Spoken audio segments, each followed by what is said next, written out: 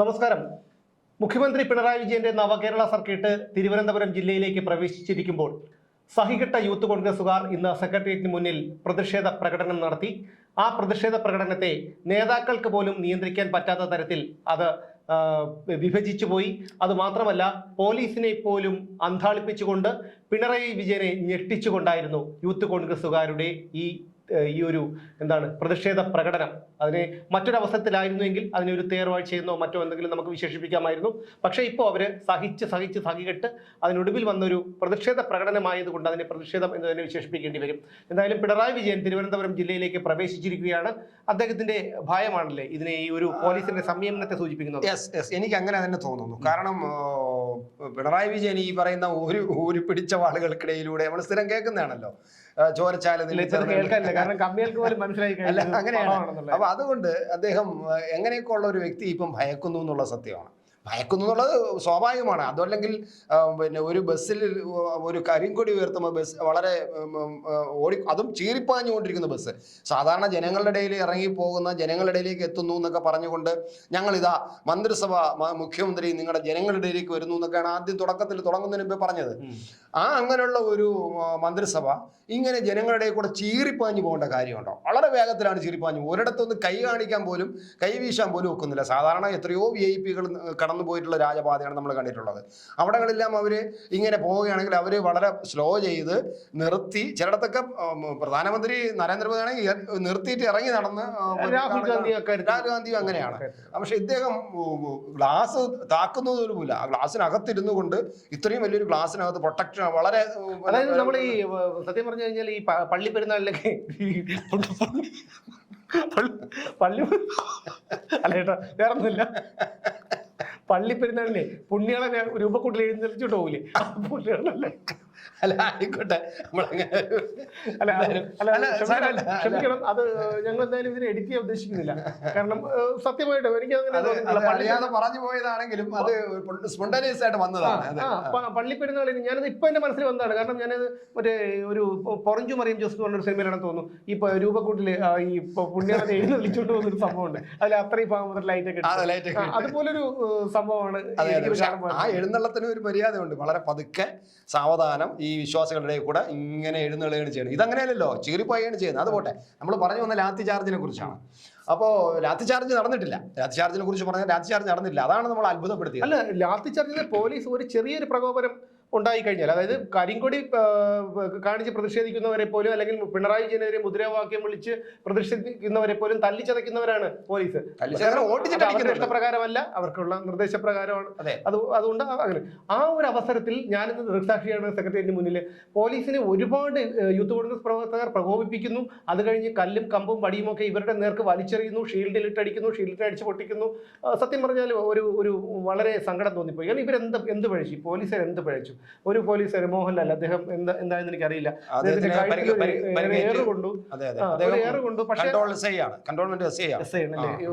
എന്തോ വന്നാലും ഒരു പാവം മനുഷ്യൻ. അപ്പൊ അദ്ദേഹത്തിനെ പിന്നെ എന്താണ് യൂത്ത് കോൺഗ്രസ് ഒരു മര്യാദ കാണിച്ചു കേട്ടോ. അതായത് ഈ ഏറ് കൊണ്ടത് മനഃപൂർവ്വമല്ല, അവർ മനഃപൂർവ്വം എറിഞ്ഞതല്ല. ആ ഏറ് കൊണ്ടിട്ടും അവരുടെ നേതാക്കളും പ്രവർത്തകരൂടെയൊക്കെ വന്ന് അദ്ദേഹത്തിന് സുരക്ഷിതമായ സ്ഥലത്തേക്ക് മാറ്റി. ഞാൻ തന്നെ പോയി അദ്ദേഹത്തിന് വെള്ളം വാങ്ങിച്ചു കൊടുത്തു. അത് കൊണ്ട് മാറ്റണമെന്ന് ചോദിച്ചപ്പോൾ അദ്ദേഹത്തിന് വണ്ടി എടുക്കണ്ട എന്ന് പറഞ്ഞു. അദ്ദേഹത്തിന് സുഖം ആയി കാണുമെന്ന് വിശ്വസിക്കുന്നു, പ്രാർത്ഥിക്കുന്നു. അല്ല, ഇത് നമ്മൾ കാണുമ്പോൾ പ്രധാനമായിട്ടും തിരുവനന്തപുരം സെക്രട്ടേറിയറ്റിന് മുന്നിലെ സമരങ്ങൾ ഒരുപാട് കണ്ടിട്ടുള്ളവരാണ്. ഞാൻ ഒരുപാട് കണ്ടിട്ടുണ്ട്, കവർ ചെയ്യാൻ പോയിട്ടുണ്ട്, കൂടെ നിന്ന് കവർ ചെയ്തിട്ടുണ്ട്. ഈ അടിയും ഈ വാട്ടർ പ്രയോഗവും ഒക്കെ നമ്മുടെ ശരീരത്തിലൊക്കെ തെറിച്ചിട്ടുണ്ട്. അപ്പോൾ അങ്ങനെ എൻ്റെ അനുഭവത്തിൽ ആദ്യമായിട്ടാണ് ഇത്തരത്തിൽ ഒരു ചെറിയ കാര്യം വന്നാൽ പോലും പോലീസ് പെട്ടെന്ന് ജലപീരങ്കി പ്രയോഗിക്കും. അത് കഴിഞ്ഞിട്ട് ഒരു ചെറിയ തള്ളും ഒക്കെ പോലീസ് നടത്തും. അവിടെയും പിരിഞ്ഞു പോയി പിന്നെ ടിയർ ഗ്യാസ് പ്രയോഗിക്കലാണ്. ടിയർ ഗ്യാസ് പ്രയോഗിച്ചു കഴിഞ്ഞാൽ പിന്നെ അവിടെ ഒരു തെരുവ് യുദ്ധമാണ് നടക്കുന്നത്. ഇതാണ് നമ്മൾ സെക്രട്ടേറിയറ്റ് കണ്ടുകൊണ്ടിരിക്കുന്നത്. ഇന്ന് ഏറ്റവും അധികം നേരത്തെ സുരേഷ് പറഞ്ഞതുപോലെ കമ്പും കോണിയൊക്കെ വലിച്ചെറിയുന്നു. അവർ യൂത്ത് കോൺഗ്രസ് പ്രവർത്തകർ വളരെ പ്രകോപിതരായിരുന്നു. പോലീസിനെ അമിതമായിട്ട് പ്രകോപിപ്പിച്ചു. പക്ഷെ എന്നിട്ടും പോലീസ് സംയമനം പാലിച്ചു, അകത്ത് കയറി നിന്നു. ഒക്കെ ചെയ്തതിന്റെ കാരണം എന്ന് പറയുന്നത് പ്രത്യേക നിർദ്ദേശം പോലീസിന്റെ മുകളിൽ ഘടകത്തിൽ നിന്നും ഉണ്ടായിരിക്കുന്നു. ഒരു കാരണവശാലും ലാത്തി ചാർജ് ചെയ്യരുത്, ടിയർ ഗ്യാസ് എന്നുള്ള സാധനം പ്രയോഗിക്കരുത്. ലാത്തി ചാർജ് നടന്നില്ല. 2 മണിക്കൂറോളം 2-2.5 മണിക്കൂറോളം അവിടെ സെക്രട്ടേറിയറ്റിന്റെ നട യുദ്ധ ഭീതിയായിരുന്നു, സംഘർഷാവസ്ഥയായിരുന്നു. അത് കഴിഞ്ഞിട്ട് തിരുവനന്തപുരം സെക്രട്ടേറിയറ്റിന്റെ തൊട്ട് പുറകെ DCC ഓഫീസിന്റെ ബേക്കറിയിൽ അവിടെയും ആ സംഘർഷം ഇപ്പോഴും നിലനിൽക്കുന്നു. നമ്മൾ ഈ സംസാരിക്കുമ്പോഴും നിലനിൽക്കുന്നു എന്നാണ് പറയുന്നത്. അപ്പോൾ ഈ സെക്രട്ടേറിയറ്റ് ഇത്രയും നടന്നിട്ട് എന്തുകൊണ്ട് ടിയർ ഗ്യാസ് പ്രയോഗിച്ചില്ല, എന്തുകൊണ്ട് ലാത്തി ചാർജ് നടത്തിയില്ല എന്ന് പറഞ്ഞാൽ പിണറായി വിജയന്റെ ഭയം തന്നെയാണ്. ഇനി ഒരു പ്രതിഷേധം ഏറ്റുവാങ്ങാനുള്ള കെൽപ്പില്ലാതായിരിക്കുന്നു ഈ പ്രസ്ഥാനം. അത് മാത്രമല്ല, ഈ പിണറായി വിജയൻ ഇപ്പൊ തിരുവനന്തപുരം ജില്ലയിലേക്ക് പ്രവേശിച്ചു കഴിഞ്ഞിരിക്കുന്നു. ഇതിന്റെ തെക്കോട്ടെടുത്ത് കഴിഞ്ഞിരിക്കുന്നു. ഈ നവകേരള സർക്കിട്ടിന്റെ തെക്കോട്ടെടുത്ത് കഴിഞ്ഞിരിക്കുകയാണ്. അപ്പോൾ തെക്കൻ ജില്ലകളിലേക്ക്. അപ്പോൾ അദ്ദേഹത്തിന് അറിയാം, കേരളത്തിലെ സാധാരണക്കാരായ പൊതുജനങ്ങൾ പോലും, ഒരുപക്ഷെ കമ്മ്യൂണിസ്റ്റുകാർ പോലും, ഈ ഇടതുപക്ഷ തീവ്ര ചിന്താഗതിക്കാർ പോലും, ഡിവൈഎഫ്ഐക്കാർ ഗുണ്ടകളെ ഒഴികെയുള്ളവർ പോലും പിണറായി വിജയനെ അതിശക്തമായി എതിർക്കുകയാണ്. അത് സോഷ്യൽ മീഡിയയിലൂടെ ആയിരുന്നാലും അവർക്ക് ഒരു മടിയും ഇല്ലാതായിരിക്കുകയാണ്. അപ്പോൾ യൂത്ത് കോൺഗ്രസ്സുകാർക്ക് ഇപ്പോൾ അനുകൂലമായിട്ടുള്ള നല്ലൊരു സഹതാപ തരംഗവും മറ്റു കാര്യങ്ങളൊക്കെ വന്നിട്ടുള്ളത് കൊണ്ട് അവർക്ക് പിന്തുണയേറിയിട്ടുണ്ട്. അപ്പോൾ ഇവരുടെ ഈ ഒരു പിന്തുണയോടൊപ്പം ജനങ്ങളുടെ ഒരു പ്രതിഷേധവും കൂടി ഉണ്ടാകുമോ എന്നുള്ളൊരു ഭയം പിണറായി വിജയന് നല്ലതുപോലെ ഉണ്ട്. അതിനോടൊപ്പം ഇന്ന് ഒരു അനിഷ്ടമായ എന്തെങ്കിലും ഒരു ലാത്തി ചാർജോ അങ്ങനെ എന്തെങ്കിലും കൂടി നടന്നിരുന്നെങ്കിൽ പിണറായി വിജയനെ ഈ തിരുവനന്തപുരം ജില്ലയിലോട്ട് പ്രവേശിക്കാൻ എന്തായാലും കേരളത്തിലെ പൊതുജനങ്ങൾ സമ്മതിക്കുവാണ്. മാത്രമല്ല ആ പ്രവേശിക്കുന്നത് വലിയ പ്രശ്നമായിരിക്കും, കാരണം വലിയ തലവേദനയായിരിക്കും, കാരണം ഒരു സംഘർഷമാവും. അങ്ങനെ ടിയർ ഗ്യാസ് പ്രയോഗവും ലാത്തി ചാർജ് നടക്കലും പിന്നെ സെക്രട്ടേറിയറ്റിന്റെ മുന്നിൽ കുറച്ച് പ്രവർത്തകരുടെ തല പൊട്ടി ചോര ഒലിക്കലും സെക്രട്ടേറിയറ്റിന്റെ റോഡിൽ ചോര വീഴുകയും ചെയ്തു കഴിഞ്ഞാൽ അതൊരു വലിയൊരു വിഷയമായിട്ട് മാറും കേരളത്തിൽ ഇപ്പോഴത്തെ അവസ്ഥയിൽ. കാരണം കത്തി നിൽക്കുന്ന, വളരെ വികാരപരമായിട്ട് നിൽക്കുന്ന ഒരു കണ്ടീഷനാണ്. അപ്പോൾ അങ്ങനെ വരുമ്പോൾ സ്വാഭാവികമായിട്ടും ഇന്ന് വൈകുന്നേരം കേരളത്തിലെമ്പാടും പ്രതിഷേധ പ്രകടനങ്ങളും ബന്ധകൊളുത്തി പ്രകടനങ്ങളും നടക്കും. അതിന്റെ ഭാഗമായിട്ട് നമുക്കറിയാം, പിന്നെ CPM-ന് അല്ല, ഈ പിണറായി വിജയനെ അറിയാം, അവരുടെ മക്കളെ പിള്ളേരെ അറിയാം. കാരണം ഈ മാതൃകാപരമായ രക്ഷാപ്രവർത്തനം നടത്തുന്ന പിള്ളേരെ കുറിച്ച് അറിയാലോ അങ്ങനെ. അതുകൊണ്ട് അവർ ഇറങ്ങും പലയിടത്തും, ഈ കേരളത്തിലെ പല മൂലകളിലും അവരും കൂടെ ഇറങ്ങും. അവരും തമ്മിലുള്ള ഒരു സംഘർഷമായിട്ട് മാറും. അത് ക്രമസമാധാന നില വലിയൊരു വിഷയമാക്കും. അത് ഇദ്ദേഹം ഈ നേരത്തെ നമ്മൾ പറഞ്ഞ പോലെ തെക്കോട്ടെടുക്കുന്ന യാത്ര തെക്കൻ്റെ അറ്റത്തെത്തുമ്പോഴേക്കും അതൊരു വലിയൊരു വിഷയമായിട്ട് മാറും. ജനങ്ങൾ പറയും ഇയാൾ കളഞ്ഞിട്ട് പോടെ എന്ന് പറഞ്ഞ് ജനങ്ങൾ പറയേണ്ട അവസ്ഥ. ഇപ്പൊ ഒരു പക്ഷെ അദ്ദേഹത്തിന് തോന്നുന്നുണ്ടാവാം ഇതൊന്നും വേണ്ടായിരുന്നു എന്നുള്ളൊരു തോന്നില്ല. ഒരു കാരണവശാലും അദ്ദേഹം ഇപ്പോഴും അതിൽ രമിച്ച് അങ്ങനെ ഇരിക്കുകയാണ്. ഞാനൊരു ചക്രവർത്തിയായല്ലോ, കാരണം ഈ ലോകത്താദ്യമായിട്ടൊരു മന്ത്രിസഭയെ നയിച്ചുകൊണ്ട് ആ രാജ്യത്തിൻ്റെ വടക്കൻ കോണിൽ നിന്നും തെക്കൻ കോണ് വരെ യാത്ര ചെയ്ത ലോകത്തിലെ ഏക വ്യക്തി ഞാൻ എന്ന ആ ഭാവം ഇപ്പോഴും അദ്ദേഹത്തിന് ഇങ്ങനെ യാത്ര നടത്തിയത് ശരിയാണെന്ന് തെറ്റാണെന്ന് തോന്നിയൊന്നുമില്ല. ഇപ്പോൾ ഈ പോലീസിനെ കൊണ്ട് ഇത്തരത്തിലൊരു തന്ത്രം എടുപ്പിച്ചതും ഈ ടിയർ ഗ്യാസ് പ്രയോഗിക്കാതെ ലാത്തി ചാർജ് നടത്തണ്ടെന്നുള്ള പ്രശ്നം ഉണ്ടാക്കാത്തതിന് കാരണം അദ്ദേഹത്തിന് ഇതിനെ ഈ ചക്രവർത്തി ചക്രവർത്തി പദം ഇങ്ങനെ അറ്റ ഉയർന്നു നിൽക്കുന്നതാണ് അദ്ദേഹത്തിന്റെ വിചാരം. അത് അങ്ങനെ തന്നെ നിർത്തിക്കൊണ്ട് എനിക്കിത് തീർക്കണം. അതായത് വേറെ പ്രശ്നങ്ങളൊന്നും 22-ാം തീയതി 23-ാം തീയതി സമാപനത്തിന് വട്ടിയൂർക്കാവ് IT മൈതാനത്ത് തള്ളി മറിക്കുന്നതോടുകൂടി ഈ സംഭവം തീർക്കണം. തീർത്തിട്ട് ശേഷം പിന്നീട് നമുക്ക് ആലോചിക്കാവുന്നതായിരിക്കും. ഇപ്പോഴും നമ്മുടെ ഈ മാതൃകാ രക്ഷാപ്രവർത്തകരോട് പറഞ്ഞില്ല, തൽക്കാലം നിങ്ങൾ ക്ഷമിക്കണം, നമുക്ക് 21 കഴിഞ്ഞിട്ട് നമുക്ക് ആലോചിക്കാവുന്നതാണ്. പക്ഷേ എൻ്റെ കണക്കൂട്ടൽ നോക്കുന്നത് 23-ാം തീയതി കഴിഞ്ഞിട്ട് അല്ല, അതിനു മുമ്പ് തന്നെ ഈ പ്രശ്നങ്ങളുണ്ടാവും. ഇപ്പോഴും തിരുവനന്തപുരം DCC ഓഫീസിന്റെ മുമ്പ് സംഘർഷമുണ്ട്. ആ സംഘർഷം എത്തരത്തിൽ മാറുമെന്ന് അറിയാൻ പറ്റില്ല. മാത്രമല്ല, ഞാൻ മുമ്പ് പറഞ്ഞതുപോലെ ഇനി 2 ദിവസം അല്ലെങ്കിൽ 3 ദിവസം ഉണ്ട്. ഈ ഭാഗത്തിന് ഈ ഗവർണറുടെ ഭാഗത്തു നിന്ന് എന്താണ് ഒരു നീക്കം ഉണ്ടാവുമെന്ന് അറിയാൻ പറ്റില്ല. അങ്ങനെ നീക്കം ഉണ്ടാകുമ്പോൾ സ്വാഭാവികമായിട്ടും SFI പോലുള്ള ഈ ആർഷോമിനെ പോലുള്ള ദുരഭിമാനികളായ നേതാക്കൾ നയിക്കുന്ന SFIക്ക് എല്ലാവരും ദുരഭിമാനികളാണ്. അല്ല, അതെ, ക്രിമിനൽ മാത്രമല്ല, ഇദ്ദേഹം വളരെ ദുരഭിമാനിയാണ്, കാരണം ഈ മുഖ്യമന്ത്രി. അപ്പൊ അങ്ങനെയുള്ളവർക്ക് ഇത് വളരെ ചൊറിയും. കാരണം ഗവർണർ ഇത്രയും ഇടപെട്ടെടുത്തിട്ട് മിണ്ടിയില്ലല്ലോ SFI, കാരണം അവരെ എല്ലാം പോയില്ലേ. അപ്പൊ അതിലെന്തെങ്കിലും ഇടപെടും. അപ്പോഴേക്കും സ്വാഭാവികമായിട്ടും യുവമോർച്ചക്കാർ ഇറങ്ങും. അപ്പൊ എനിക്ക് തോന്നുന്നത് ഈ 2-3 ദിവസം വളരെ നിർണായകമാണ്. കേരളത്തിന്റെ ക്രമസമാധാന നിലയും കേരളത്തിന്റെ സാമൂഹ്യ ജീവിതവും നമ്മുടെ എല്ലാം ജീവിതവും നമ്മൾ റോഡിൽ ഇറങ്ങണോ വേണ്ടേ എന്ന് തീരുമാനിക്കേണ്ട ഒരു ദിവസമായിട്ട് ഈ 2-3 ദിവസം മാറാനാണ് സാധ്യത. എന്തായിരുന്നാലും നമ്മൾ നേരത്തെ പറഞ്ഞു വന്നതിന്റെ ഒരു ബാക്കി പത്രം കൂടി ഉണ്ട്. അതായത് ഈ KSUക്കാര് അല്ല, ഇന്നത്തെ യൂത്ത് കോൺഗ്രസ്സുകാർ ഒരു സമരം നടത്തിയപ്പോൾ ഞാൻ പറഞ്ഞല്ലോ, ഈ ഏറുകൊണ്ടെന്ന് പറഞ്ഞല്ലോ, അവർ അദ്ദേഹത്തിന് ആ പോലീസ് ഉദ്യോഗസ്ഥനെ വളരെ സുരക്ഷിതമായി മാറ്റിയാണ് കേട്ടോ. പക്ഷേ അതേസമയം ആ സ്ഥലത്ത് SFIക്കാരോ DYFIക്കാരായിരുന്നെങ്കിലോ ആ മനുഷ്യനെ അമരത് കൊന്നുകളഞ്ഞാൽ. അല്ല, അത് ഒന്നും വേണ്ട. ഇങ്ങനൊരു യാത്ര നടത്തുന്നത് ഒരു UDF ഗവൺമെന്റ് മന്ത്രിസഭയാണെന്ന് വിചാരിച്ചോളൂ.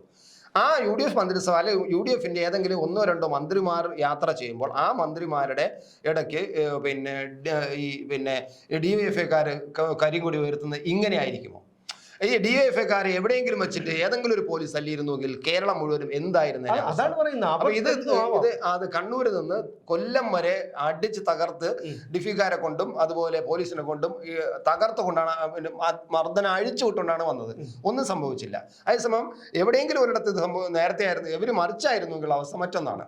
പിന്നെ എനിക്ക് പറയാനുള്ളത് ഈ പോലീസിന്റെ എന്തുകൊണ്ട് പോലീസിനെ ഇത്രയും പ്രകോപിപ്പിച്ചു എന്നുള്ള യൂത്ത് കോൺഗ്രസ്സുകാർ അവരെ ന്യായീകരിക്കുന്നത് എന്തുകൊണ്ടെന്ന് അവര് സാധാരണ ഒരു പോലീസിനെ എങ്ങനെ പ്രകോപിപ്പിക്കുമ്പോൾ അല്ലെങ്കിൽ മർദ്ദിക്കുമ്പോൾ നമ്മളെല്ലാം അതിനെ വിമർശിക്കുകയാണ് ചെയ്യുന്നത്. കാരണം മനഃപൂർവ്വം അക്രമം നടത്താനും അടി ഉണ്ടാക്കാനും ശ്രമിച്ചു എന്നാണ്. പക്ഷെ ഇപ്പോഴെന്തുകൊണ്ട് അതിനെ ന്യായീകരിക്കുന്നത്? ഒന്ന്, ജനങ്ങൾ ഈ പറയുന്ന ഇത്രയും ദിവസം കണ്ടുകൊണ്ടിരിക്കണം, കൊല്ലം വരെ നടന്ന സംഭവങ്ങൾ കണ്ടുകൊണ്ടിരിക്കുന്നതുകൊണ്ട് ജനങ്ങൾ അങ്ങോട്ട് തിരിച്ചു വാങ്ങിച്ചിട്ട് അയ്യോ ഞങ്ങളെ തല്ലി ഞങ്ങളെ കൊന്നു പിടിച്ചിട്ട് ഒരു കാര്യം മാത്രമല്ല, യൂത്ത് കോൺഗ്രസ്സുകാർ ഇന്നത്തെ ബാനർ എങ്ങനെയായിരുന്നു അറിയാമോ? മുഖ്യ ഗുണ്ട എന്ന് പറഞ്ഞുകൊണ്ടാണ് മുഖ്യ ഗുണ്ടയുടെ ആണോ പോലീസും ഈ ഗുണ്ടയാണോ മുഖ്യ ഗുണ്ടയുടെ ഗുണ്ടയാണോ പോലീസ് എന്ന് ചോദിച്ചുകൊണ്ടാണ്.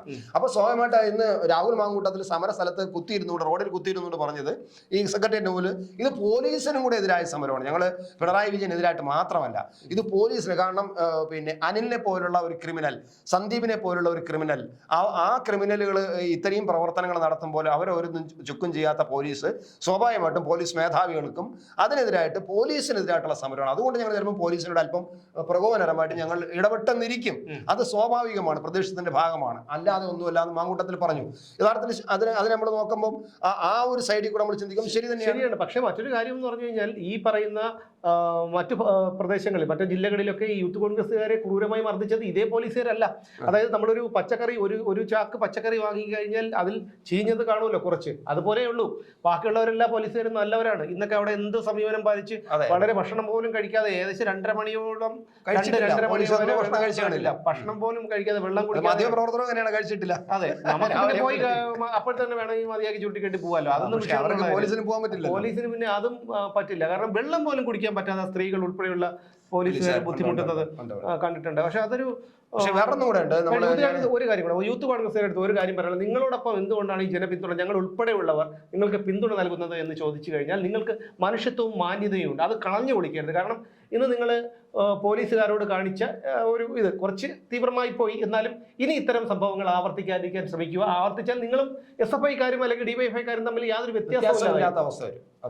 എന്താ പറയുന്നത്? അല്ല, പറഞ്ഞില്ല. നമ്മുടെ പോലീസിന്റെ ഇന്നത്തെ ഒരു ബാരിക്കേഡ് നിർമ്മാണത്തിനെ കുറിച്ച് എറണാകുളത്ത് നടന്ന ബാരിക്കേഡ് വളരെ സ്ട്രോങ് ആയിട്ട് കെട്ടി. ഇതേപോലെ യൂണിവേഴ്സിറ്റി കാലിക്കറ്റ് യൂണിവേഴ്സിറ്റിയിൽ ഒരു ബാരിക്കേഡ് ഉണ്ടാക്കി. അത് ഈ SFI പിള്ളേർ തള്ളിയപ്പോൾ തന്നെ മറിഞ്ഞു പോയി. അതിന്റെ മുകളിൽ ഈ അർഷവും കയറിയെന്ന് അസഫ്യ വാക്കുകൾ ഉപയോഗിച്ചുകൊണ്ട് ഗവർണർക്കെതിരെ പ്രസംഗിച്ചു. ഇവിടെ അതൊന്നും നടന്നില്ലെങ്കിൽ പോലും അവിടെ എന്നിട്ട് അവിടെ ഈ ഇതുണ്ടല്ലോ ടിയർ ഗ്യാസ് ഈ ജലപീരങ്കി പ്രയോഗിക്കാൻ ഒന്നും പോലീസ് കോഴിക്കോട്ട് ശ്രമിച്ചില്ല. ഇവിടെ ഈ ഇത്രയും സ്ട്രോങ് ആയിട്ട് കെട്ടി അത് ഞാൻ ശ്രദ്ധിക്കണം, ഇതുവരെ ഇത്രയും സ്ട്രോങ് ആയിട്ട് ഒരു ബാരിക്കേഡ് ഉണ്ടാക്കിയിട്ടില്ല. അപ്പൊ അങ്ങനെ ബാരിക്കേഡ് ഉണ്ടാക്കാൻ കഴിയുന്ന പോലീസിന് എന്തുകൊണ്ട് കോഴിക്കോട്ട് ക്യാമ്പസിന്റെ അവിടെ ഇത്തരത്തിൽ ബാരിക്കേഡ് ഉണ്ടാക്കാൻ കഴിഞ്ഞില്ല എന്നുള്ളതും ഒരു ചോദ്യചിഹ്നം തന്നെയാണ്. മാത്രമല്ല, അന്ന് ഈ എർഷവും ഇതിന്റെ മണ്ടയിൽ കയറി നിന്നുകൊണ്ട് അസഫ്യ വാക്കുകൾ ഉപയോഗിച്ചുകൊണ്ട് ഗവർണർക്കെതിരെ പ്രസംഗിച്ചപ്പോൾ ഒന്നും പറയാതെ മിണ്ടാതെ കേട്ടുകൊണ്ടിരുന്ന സാന്ത്വന വാക്കുകൾ പറഞ്ഞ് ഇറങ്ങി വാ മോനെ എന്നൊക്കെ പറഞ്ഞ് കൂടുതൽ ബഹളം കാണിക്കില്ലേ എന്ന് പറഞ്ഞ് പോലീസ് മാറിയത്. ഇവിടെ എന്ത് ചെയ്യുന്നു, എറണാകുളത്ത് ഒന്ന് തള്ളി അവരുടെ തന്നെ നേരെ ജലപരിയോഗി പ്രയോഗിക്കുകയും അവിടെയൊക്കെ സംഘർഷം ഉണ്ടാക്കുകയും ചെയ്യുകയാണ് പോലീസ്. അതും നമ്മുടെ പോലീസിന്റെ ഒരു ഭാഗത്ത് നിന്ന് കാണേണ്ടതാണ്. അത് മാത്രമല്ല, ഇവിടെ ഒന്ന് പറയേണ്ടത് ഈ എറണാകുളത്തുണ്ടായിരുന്ന ശശീരൻ തന്നെയാണ് മലപ്പുറത്ത് ഉള്ളത്. അദ്ദേഹമാണ് അവിടെയും ബാരിക്കേഡ് ഉണ്ടാക്കിയത്. ഇവിടെ ബാരിക്കേഡ് ഉണ്ടാക്കാൻ പഠിപ്പിച്ചത് ഒരു വർഷത്തെ ആയിരിക്കും. അത് കൂടെ ഇവിടെ പറയണം. അല്ല, പക്ഷെ അദ്ദേഹത്തിന് നിർദ്ദേശം എന്തെങ്കിലും അറിയാത്ത കാര്യം. പക്ഷെ എന്തായിരുന്നാലും ഇപ്പോ ഈ വരുന്ന 2-3 ദിവസങ്ങൾ അല്ലേ വളരെ നിർണായകം തന്നെയാണ് തിരുവനന്തപുരത്ത് സംബന്ധിച്ചിടത്തോളം. പ്രത്യേകിച്ചും കേരളത്തിൽ തിരുവനന്തപുരത്തിനെ സംബന്ധിച്ച് പ്രത്യേകിച്ചും പിണറായി വിജയനാണെങ്കിൽ ആകെ വളരെ അങ്കലാപ്പിലാണ്. കാരണം ചെയ്തു കൂട്ടിയ കാര്യങ്ങളെല്ലാം ഇപ്പോൾ തിരിച്ചടിക്കുന്ന ഒരു സ്ഥിതിയിലേക്ക് എത്തിയിരിക്കുന്നു. യൂത്ത് കോൺഗ്രസ്സുകാരും ഒരു കാര്യം എടുത്തു പറയേണ്ടത്, പ്രതിപക്ഷ നേതാവ് സതീശൻ വളരെ സൈലന്റ് ആയി ഒരു വശത്തേക്ക് മാറിയിരുന്ന ഒരു വ്യക്തിയായിരുന്നു. പക്ഷേ ഇന്ന് അദ്ദേഹം വളരെ ശക്തമായി തന്നെ യൂത്ത് കോൺഗ്രസ് പ്രവർത്തകർക്ക് പിന്തുണയുമായി കൂടെയുണ്ട്. അപ്പോൾ ഇതൊക്കെ ഒരു മാറ്റത്തിന്റെ ഒരു ലക്ഷണം തന്നെയാണ്. എന്തായാലും വരുന്ന 2-3 ദിവസം നിർണായകം തന്നെയാണ്. പുറത്തിറങ്ങണോ വേണ്ടയോ ചേട്ടാ, പുറത്തിറങ്ങണോ വേണ്ടയോ എന്നതിനെ കുറിച്ച് ഞങ്ങൾ ആലോചിച്ചുകൊണ്ടിരിക്കുകയാണ്. അപ്പോൾ അതുകൊണ്ട് അങ്ങനെയുള്ള തീരുമാനം എടുക്കേണ്ട അവസ്ഥ വരും. നമ്മളൊന്നല്ല, പൊതുജനങ്ങൾ, ഞങ്ങൾ മാത്രമല്ല പൊതുജനങ്ങൾ എല്ലാവരും. ഇതിനെല്ലാം ഉത്തരവാദി ആരാണ് എന്ന ചോദ്യത്തിന് ഒരൊറ്റ ഉത്തരമേ ഉള്ളൂ: പിണറായി വിജയൻ എന്ന കേരളത്തിലെ മുഖ്യമന്ത്രിയാണ് ഇതിനെല്ലാത്തിനും കാരണം. എന്തായാലും ഇതൊരു ഇവിടം കൊണ്ട് തീരുന്നില്ല. എന്തായാലും ഈ യൂത്ത് കോൺഗ്രസിന്റെ DCC ഓഫീസ് ഉപരോധങ്ങളും മറ്റു കാര്യങ്ങളും ഒക്കെ അവർ നടന്നുകൊണ്ടിരിക്കുന്നുണ്ട്. പോലീസ് അവിടെ കാത്തിരിക്കുന്നുണ്ട്.